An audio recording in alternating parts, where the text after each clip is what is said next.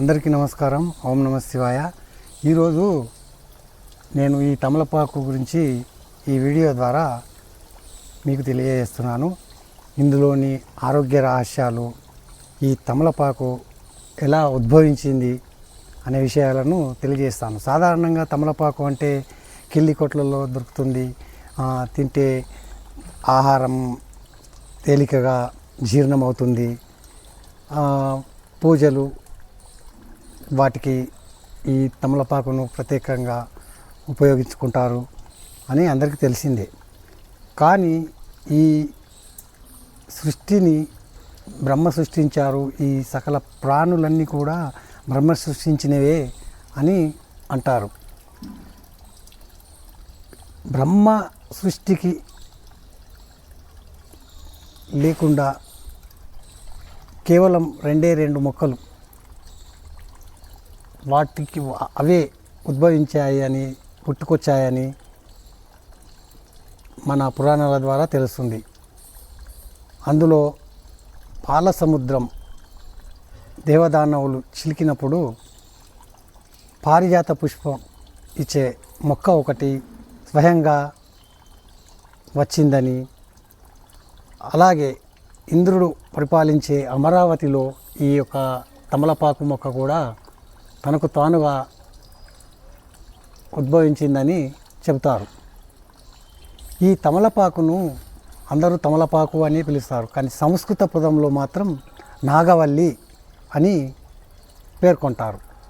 ఈ నాగవల్లి పూజలకే కాకుండా చిన్నపిల్లలకు జలుబు, జ్వరము అలాంటివి వచ్చినప్పుడు వీటిని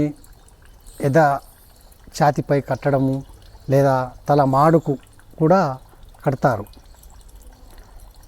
ఇక దైవ కార్యక్రమాలలో ఆంజనేయ స్వామికి తమలపాకులతో తోరణాలు చేసి ఆయనను భక్తి శ్రద్ధలతో పూజిస్తారు. ఆంజనేయ స్వామి సీతమ్మ జాడను కనుక్కోవడానికి లంకకు వెళ్ళి తిరిగి వచ్చిన సందర్భంగా వానరులంతా ఆయనను ఈ తమలపాకులతోటి సన్మానించారని కూడా ఒక రామాయణం ద్వారా మనకు ఒక కథ తెలుస్తుంది. ఈ తమలపాకు తీగ ఇంటి ముందు ఉంటే అన్నీ సకలం సిద్ధిస్తుందని కూడా అంటారు.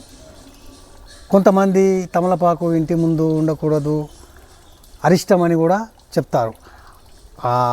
ఎవరి విశ్వాసం వారిది, ఎవరు ఎలా అనుకుంటే అలాగే. కానీ ఈ తమలపాకు ద్వారా వచ్చే స్వచ్ఛమైన గాలి, ఆహ్లాదకరం మాత్రం ఎవరు కూడా కాదనలేని అంశమని చెప్పవచ్చు. ఓం నమ శివాయ. ఈ వీడియో మీకు నచ్చితే లైక్ చేయండి, షేర్ చేయండి, కామెంట్ చేయండి. ఏవన్నా విషయాలు ఉంటే కామెంట్ రూపంలో తెలియజేయండి. ధన్యవాదములు. సెలవు.